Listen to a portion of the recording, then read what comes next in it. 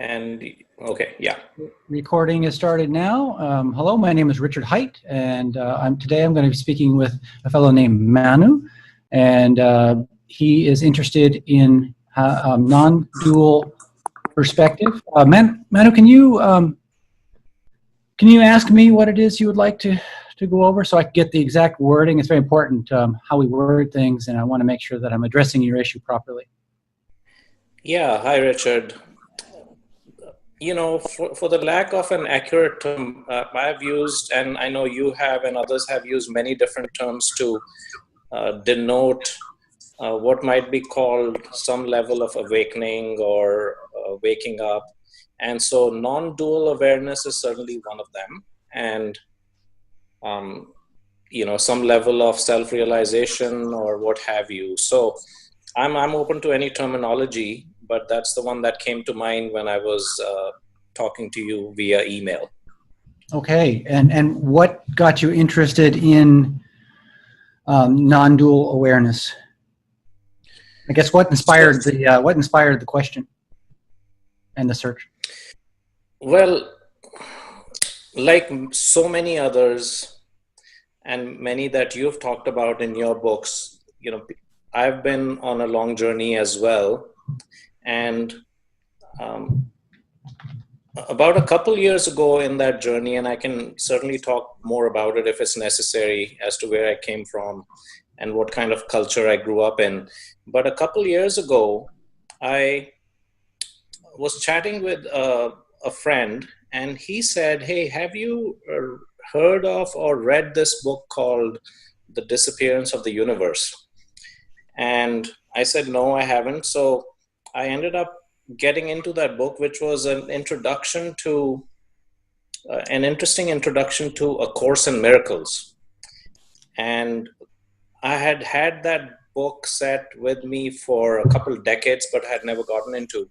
So long story short, that was my first, in a sense, official introduction to non-dual terminology, which led me to other sources, including Nisargadatta, yourself, and many other teachers. So in the last couple of years, I have really gotten into and actually benefited a great deal.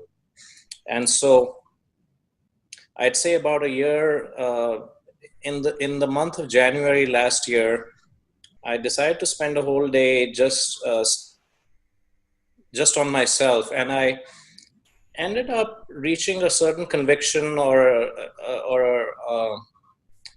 maybe it's not an experience, but a certain level of understanding that I thought was close to how non-dual awareness was being described. Okay, I know that this question is going to be difficult because we're going to have to put something that's beyond words into words, but how would you describe the experience you had? So yes, you're exactly right. So the way I would describe it is, at first it was just a stepping back where, you know, I became more of a witness of what's going on.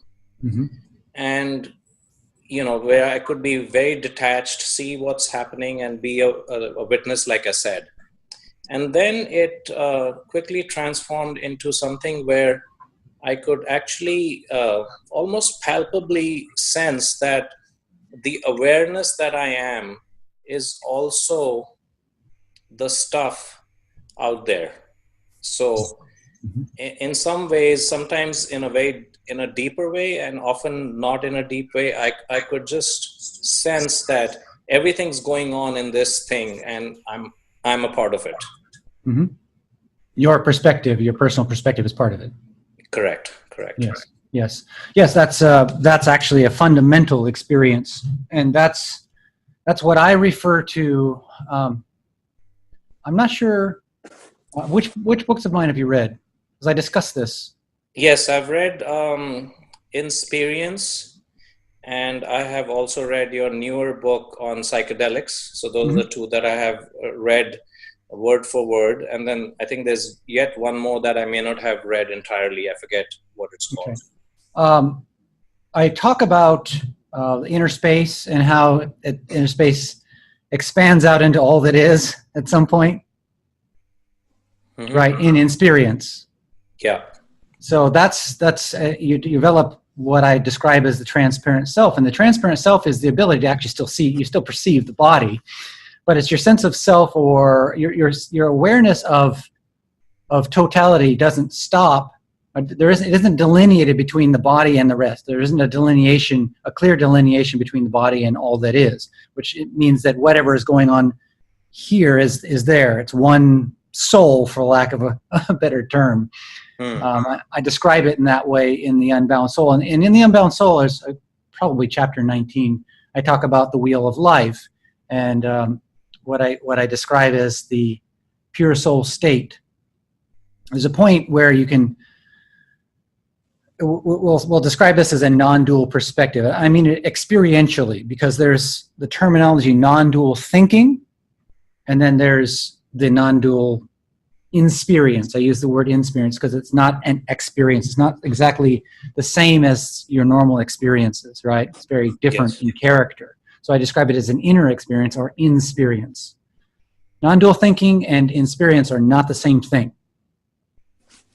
So non-dual thinking is a philosophy. It's a mental construct that is, there's a lot of books on it, but that's not what I'm referring to. I'm talking about a direct perception or experience, similar to what you experienced. And there are depths of that non-dual experience.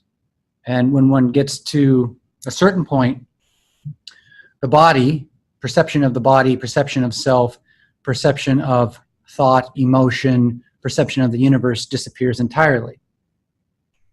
And at that point, I describe it as being pure soul state or a heavenly state, to use terminology that's just the best I could come up with. Yeah. You can pick another word for it. I don't care. But it's a non-embodied perception. And it doesn't mean that the perception doesn't mean you've left your body. I mean perceptive awareness is no longer tuned into the body or universal experience at that time.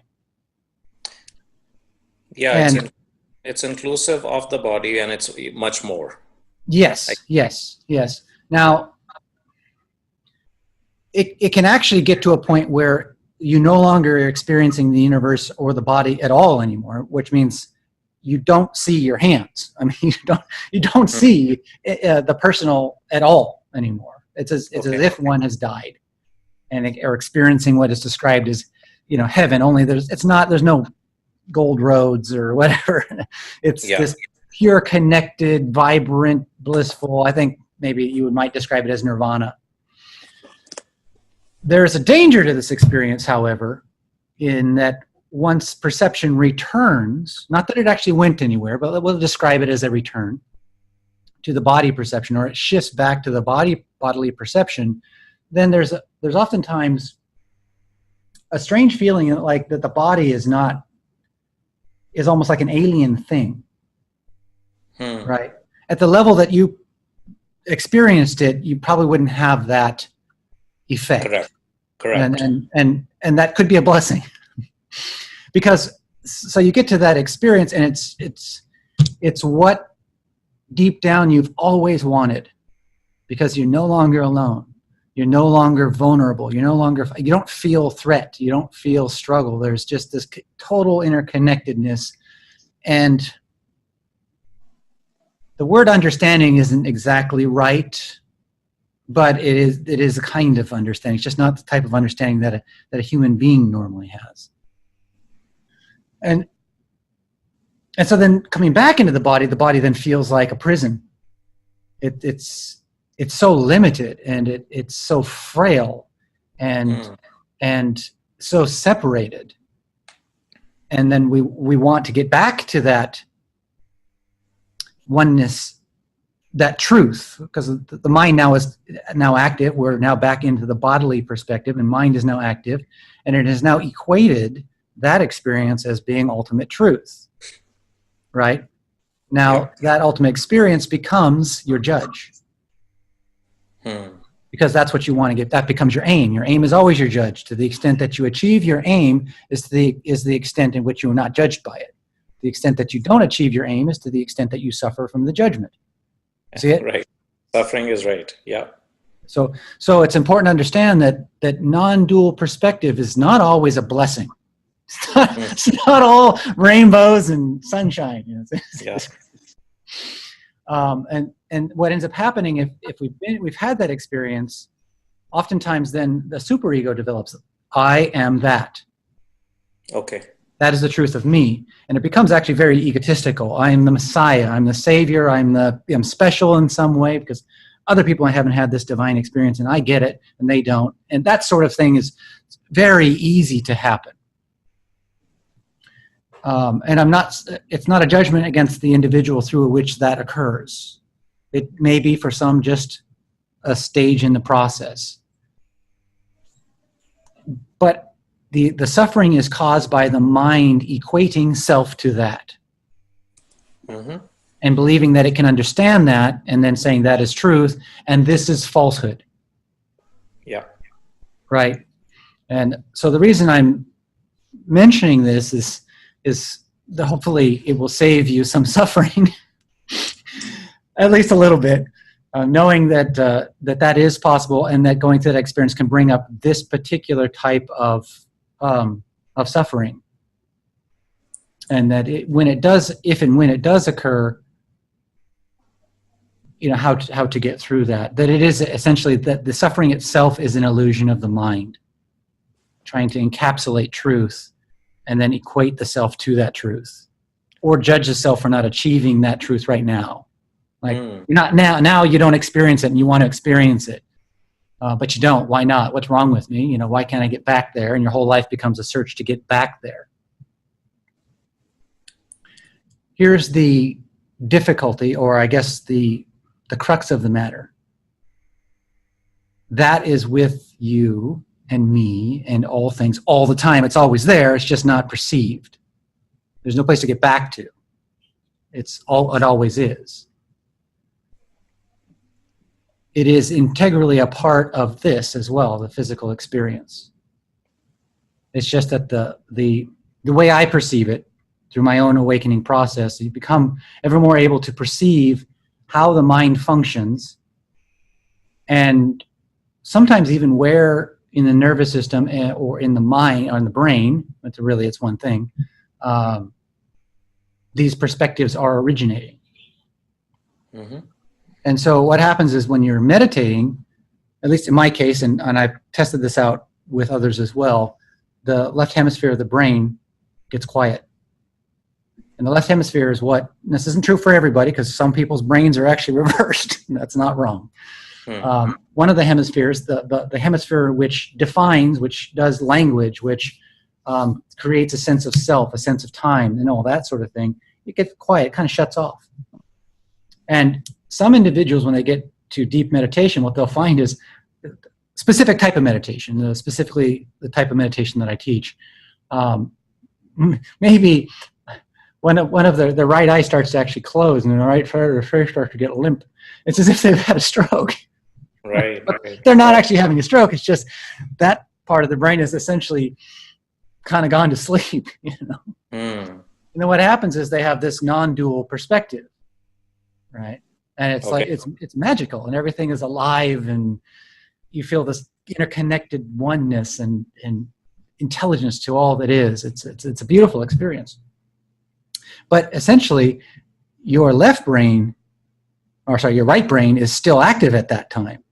And that's the perspective of the right hemisphere of the brain when the left hemisphere isn't dominating the perspective. Okay. Which means it's half of your perceptive window potentially. Mm-hmm. You see it? Not far away. It's not far away. It's within you. Understood. Yeah. Yes. So, where does that lead us? Well, whatever this is that we're calling, I think, as I described in my email too, I might be at the very initial stages of it. And so since last year, I think I've deepened it to some level, or in a sense, be, more in it as much as possible, so to speak. And so I would love some help. And even at that initial level, I certainly was experiencing some level of super ego, where I was starting to judge myself and others for not being there. And Mhm. so I had to become aware of it and try and deal with it. Mhm. I'm trying to find the right word. So I've been mostly successful or partially successful doing that. So Mhm. I would love to use this time and your experience in how, what I might do next, or how I might continue on this journey, in other words. Okay. So the next step is the realization that that type of judgment that occurs Mm-hmm. is a result of the left hemisphere essentially doing what it does, which delineates and creates a sense of self and creates a sense of a comparison. I guess that would be the right hemisphere. I'm looking in my own face and pointing to the opposites. Pardon. Right. I got it. But it won't be consistent for everybody. But that is just the pattern of what that hemisphere does. And so a baby developing has to create a sense of self and a sense of other in order to navigate the world and not fall into a hole or bump into a wall or whatever. In order to get some milk, it needs to actually, you know what I mean? Yeah. And so that it therefore starts developing the abstract thought over time of I am me. This is me and that's other. This is primary and that's secondary. And so that's just the pattern that hemisphere does. It's just what it does. And it's important to recognize that there's a function that perspective provides. And that is the ability to actually navigate the physical experience. Yes. Without that hemisphere, the body could not survive.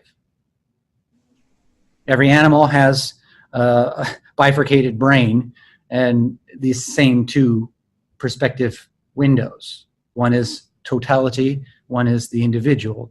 In life, the individual perspective dominates because the body needs to survive. And the one that deals with totality slips information in between the seams, as it were. Mm-hmm. And to the extent that the organism is in touch with both hemispheres and there's an alignment between the two, if there is that teamwork between the two that is what I call unity, then we would maybe call that person an enlightened being. It's because there's no longer a war going on between the two hemispheres for attention, where one is dominating and the other is submissive, which is currently what happens. When the body's awake, one hemisphere is dominant, that's self. When sleep, the other hemisphere takes over, that's dream state. Right? Yeah. Dream state is abstract. And so what we're doing in the awakening process is actually finding a unity between those two perspectives. If we go completely towards the non-dual perspective, there becomes a judgment towards the dual perspective. Right? It's because the left hemispheres want to grab onto something. It's going to take whatever power it can. And if it's judgment against self, it'll do that too. It's like a snake eating its own tail. Yep. It's not you that's doing it, because we don't know what you are. Yeah, right? That's the There's an assumption that you know what you are if you say, I'm thinking this. Well, let's just say that those thoughts are arising, to be totally honest in our words. Yeah. We don't know what we are. Right. Agreed. And so to be totally honest, which is essential in the awakening path, the most honest we can be is to say, there are those thoughts arising. There are those feelings arising. And they will continue to arise for a time. The brain's been patterned to do that. And the way that we transcend that narrative that arises is to actually notice it and notice that it's a lie. And notice that it's an assumption. It's assumption-based. Yes. It's arrogance-based. Not that you or I or anybody who's gone through this is arrogant. That is just, it's the spirit of arrogance. Yeah, in fact, when I've done some work on this line of thinking and thoughts, I think I've reached a conclusion that essentially all thoughts are not true at some level. Mm-hmm. Mm-hmm. It's true. Because for the same reason you were saying. Yeah. Yeah. That's not to say that they're not beneficial. Correct. So because they do provide a certain function. And so what needs to occur is a certain perspective balance where it's helpful to perceive thoughts as being like entities. They have their own energy, they arise on their own, and they have a specific value behind them, an aim. And it is not to say that they're not important, because in order to actually navigate this world, the body needs values, whether conscious or unconscious. We wouldn't drink if we didn't think that water was valuable, right? Whether that value is at a instinctive level or consciously recognized as a value, right? And in order to have a value, there's some sort of emotion behind. There has to be an emotion behind any actual movement in the world. That includes thought. So thought is driven by some kind of emotion or feeling. Thought is never devoid of emotion or feeling, even if it appears to be. Mm-hmm. And so recognizing that fact, we recognize, okay, so emotion is the fuel, or feeling is the fuel, never more than is enough to achieve the value or the goal. Right. That's harmony. Right? That's harmony. That's efficiency. And any time that the value or the goal equals the self, that's an identification, that's inefficiency, that's more than is necessary. That is suffering. Yeah. That is suffering. I get it. Thank you. Yep. I wonder to the degree the audience will get that. We're coming at this from a very unusual perspective. So if anybody's lost on this point, because we're really having a fairly high-level conversation in terms of awareness. Thank you, Manu, for this conversation. But by the way, I talk about what I describe as identifications in The Unbound Soul. If you're curious about what we're really talking about, want to know more about it, there's a huge percentage of the book dedicated to that understanding. So.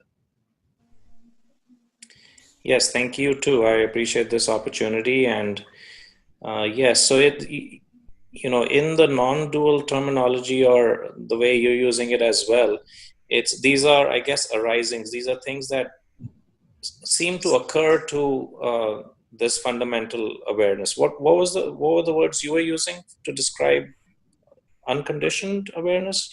Yeah, unconditioned perspective, unconditioned awareness. Yes, unconditioned. Okay. Yeah. Yeah, so to use that same terminology, so these appear to be arisings that, show up and then disappear. Mm-hmm. And so, yeah, that is something that I'm slowly coming to terms with and processing in some way, I guess. Mm-hmm. There is, so what we want to do ultimately is provide you with some sort of means, if at all possible, or discover some sort of method that you can actually apply in your daily life, so that you can little by little, through intention, work gradually, ever so progressively towards less conditioned perspective. Because once you decondition perspective, that's the experience is all that is, right? You don't make the all that is perspective. It's revealed. Yes. And as some teachers say, it's, you don't awaken. It's the awakening, or it's the unconditioned awareness that comes to its own self, to its own. Mm-hmm. When perspective sees itself, that's it. It's a very strange, but the essential point is to recognize that there isn't one. We have a fundamental, let's say, a most base or fundamental perspective, which is all that is, and then that built on top of that are conditioned perspectives that allows all that is to actually exist in a bodily form. Yes. Right. Understood. And then at the human degree, of perception or awakening. It's no longer just instinct and unconscious values like hungry, chase that deer. Right? There's the actual awakening to the abstract concept of I am me. This is me. The cougar may not actually think this is me. If they look in a mirror, they may not have the occurrence, oh, that's me. They think it's another cougar. Yeah. But a human being looks in the mirror and goes, oh, that's me. So that's the beginning of this kind of abstract thinking, which then is able to create strategies, inward strategies. That's the human playground of awareness. The cougars is the forest. Human beings have the forest plus the inner playground of the mind. And that creates a whole bunch of other perspectives that are built on top of the fundamental. And some of these perspectives are actually either have been or currently are functioning to some degree, lacking any better strategy. Some of them are essential, like the value of water and food for sustenance in order to keep this alive. That's a value that's legitimate. So some of them are functional, and some of them can get really out of whack the more that we abstract about this, me. So I'm strong, I'm weak, I'm not good, or I'm not good enough, or I'm the best, or all that stuff. It creates a lot of suffering. And as you were saying that, the thought or the idea that came to me is it's identification with these concepts or these arisings that is really the cause of the suffering. Yes. Right. So we are thinking I'm strong or weak, like you said, or I'm this body or I'm not. Just, being identified with those concepts and then continuing in that vein might be the crux. That's exactly right. And each time that we associate self, which of course self is an assumption, it's a mental concept in itself. Each time we associate self with these concepts, it's like pouring more fuel into the concept. You've just created a more empowered thought, a more empowered emotional state, a more empowered ideology, a more empowered philosophy. Right. What we're talking about is really spiritual awakening is a process of awareness, and largely breaking down of concepts and creating a unification or discovering a unification within that stops this sort of inner division that creates so much disharmony, right? Right. Philosophy is an attempt to box something in and say 2 + 2 = 4 and create a strategy that everybody should live by, right? It's a different thing. This isn't really philosophy, although there's some degree of overlap. Yeah, I think that's exactly right. It's going away from that division, and like you were saying, from the perspective of the brain, it's integrating the whole rather than splitting stuff into concepts or ideas or any of these arisings that seem to happen. Do you have a daily practice? What do you do? So I have been meditating for a long time, which I think definitely prepared me for what I'm going through last couple of years in some ways. So my current practice, Richard, is in the morning I do some reading, and then I just stay silent and settle down and just try and be without any specific meditative technique. I'm just being there and trying to experience the unconditioned, if you can say that. And then through the day, I have a reminder on my phone that pops up, a reminder to me that has a few different phrases on it that helps me to just quiet down and become silent and just be. So that's my attempt to do what I've asked help from you to do. I think that's brilliant. I think it's brilliant. That's good because you've got the reminders, and that's where most people have difficulty is they don't have any kind of regular reminders. I tell people, like, when I was in Japan, I was teaching junior high school in Japan, and I didn't like when you meditate to a certain degree, to a certain point, you get a significant amount of meditation experience. There starts to become some sort of realization that there's the meditation experience, say, and then there's the daily life experience, and these two don't quite overlap enough. Correct. And then that starts to become a judgment against the daily life experience as a result of that, because again, that's what the brain does, right? Yes. Right. And so I thought, okay, yeah. Sorry to interrupt you, but that's exactly in the last few months that's the realization I came to, and now I'm slowly starting to understand some of what you've said and others Zen masters have said. You could be, in some ways, you could be continuously meditating all day if you are in that space, and that's what I'm attempting to get to. Yeah. Yes, that's it. And the reminders that you have are a great way to do it. One of the things that I find, so that's the whole reason why Disappearance was written, was for that purpose. There's a chapter in there that you might find helpful. What is it called? What is it called? I can't remember. It's called Flash Meditations. I think that might be the name of the chapter. Okay. I read your book last year, and I think, I'll go back to that chapter or anything else you suggest. Yeah, that's a real good one, because there's the daily touch-ins that are kind of deep touch-ins that one has with meditation. Maybe we might have an hour, half hour, 20 minutes where we're seated and meditating.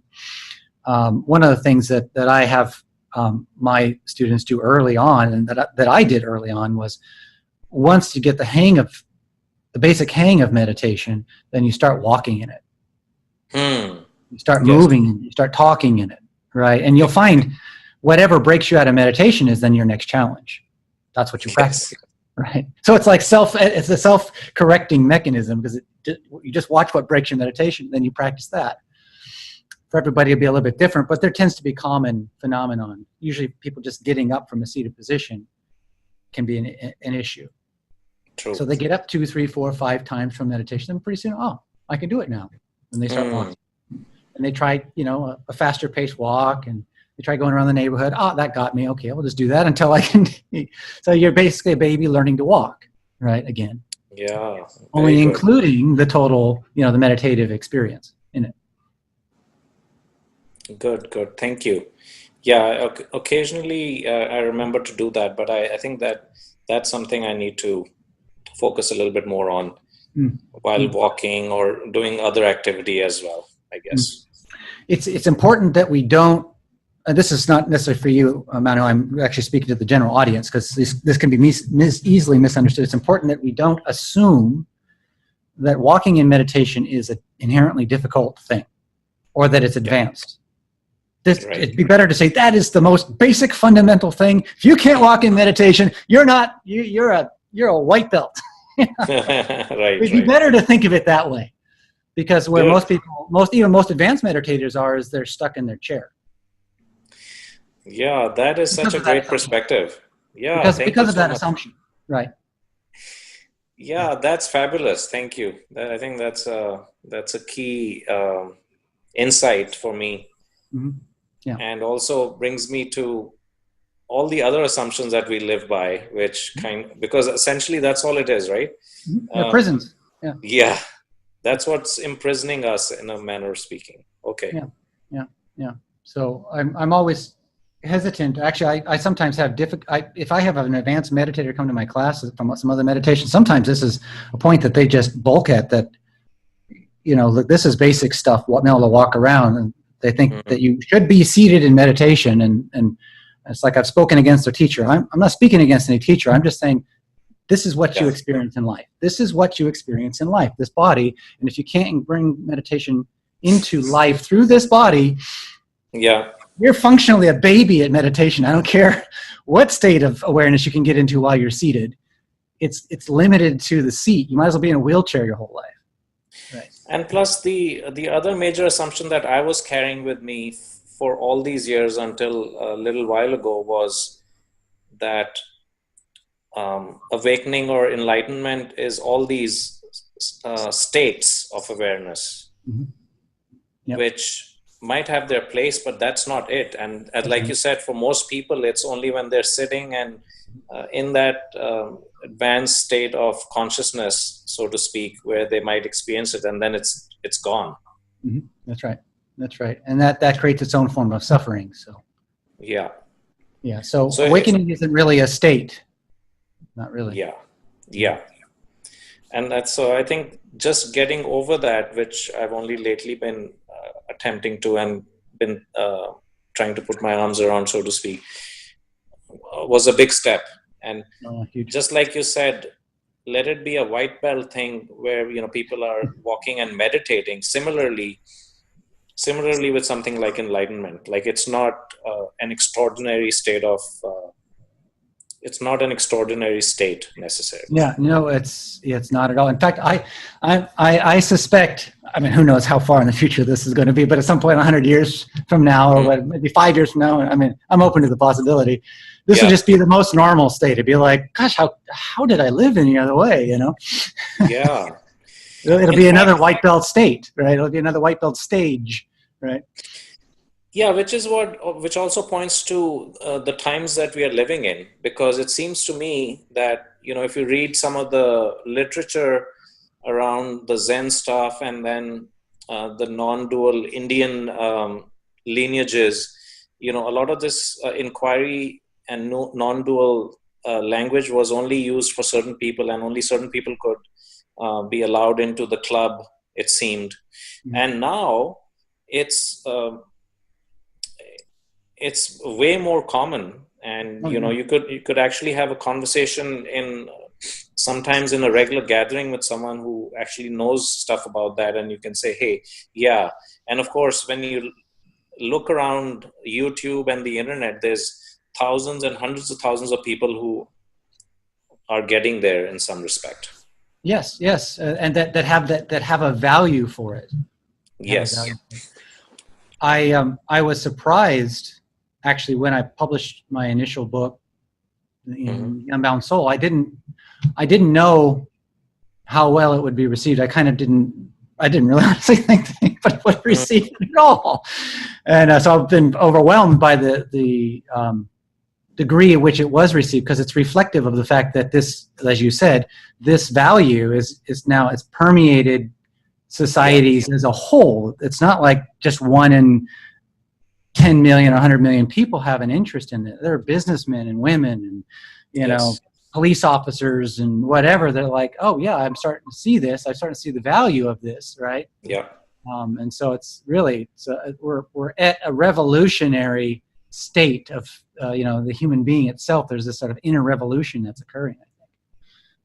Yeah, these are exciting times. And I really appreciated your life story, the way you had shared it in a couple of your books, and how you grew up. You had certain experiences, and then how you got into martial arts, and that whole thing was very inspiring to me, and certainly one of the reasons why I ended up reading more than one of your books. And I appreciate your approach. Thank you. Yeah, you're very welcome. I actually found that is a very important point, that let's see, the awakening process be embodied. That it be embodied, and that people hear the embodied story of it. Yes. Up until now, it's always been this woo-woo sort of abstract thing, non-embodied, because basically we're going into a non-embodied state in meditation where we're not moving, and we're getting to a point where we can't even feel the body, and it's like an attempt to disembody or disassociate from the body, right? Yeah. And so people need to understand, no, this is a human being's experience. It's not better than human being. Human being is exactly fine. That is the vehicle through which this experience happens, and it occurs in the life, like it's interlaced through the life story. Yeah, which is why some people call it a natural state of being, or they use the word natural, because it's only become, or it had it was woo-woo and out there only because of the meditation tradition. Yes. Right. You only thought of the Zen masters and the yogis who would be sitting and doing something really strange and maybe getting someplace. Yeah. But the embodiment aspect I've only also lately started to understand and utilize to my benefit, thanks to your writings and a couple of the people. Yeah, very welcome. By the way, just for the audience, it might be helpful. Is there anybody that you read? I honestly, it's maybe other people might view this in a bad way, but I really have not done much reading in my own genre. I know very little about the writings that are available out there. This is my own direct experience, and that's all I really speak from. But there may be some useful readings for people if you can recommend anything. People may find it good. Yes. So similar to your teachings, from an embodiment perspective, there is another author I came across maybe 6 months ago. Her name is Judith Blackstone. And she has something that she calls the realization process. And so she grew up as a dancer, then got really badly injured, so wasn't able to dance. And then she discovered on her own the aspects of embodiment. And so that's one I would recommend, certainly from a similar perspective. Judith Blackstone. Yes. Okay, fantastic. Is that something that you found on Amazon? Yes, she's on Amazon, and yes, absolutely. All right, fantastic. Well, anybody who's interested in more material on this, there you go. There's some good stuff. Is there anything else we need to address before we sign off? No, this has been great. Thank you. I love the conversation, and I love the framing that you did with, how do we view this, in my case, this initial state of whatever you want to call it. And so the integration, the brain metaphor and actuality for that matter, and the fact that it's a natural thing, it's part of who we are, and it's not, so all of that's been very useful and will help me to, continue to think about it in this manner and actually not think about it. Yeah. That's the torturous aspect, right? The part. Yeah. It's I describe it as it's like a woodpecker on a concrete pole. It just keeps going, bang, bang, bang, shaking its brain.